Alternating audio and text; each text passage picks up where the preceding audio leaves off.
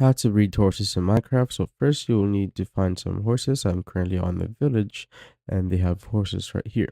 What you want to do is just tame them, and to do that just right click on them to mount them and just wait for you to basically tame them up.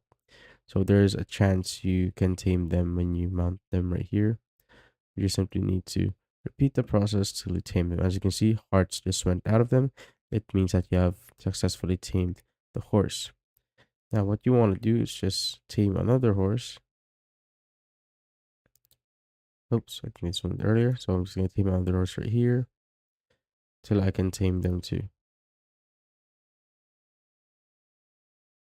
Now, once you have tamed the horses, what you want to do now is just get your crafting table.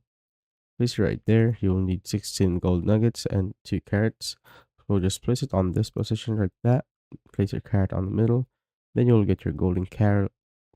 Then just repeat the process to get your golden carrot right there. Now, once it's done, just feed it to the horses right here. And just simply wait for a while. And as you can see, you have now breed the 2 horses right there. And they have now their mini horse right there. That's how I basically breed horses in Minecraft.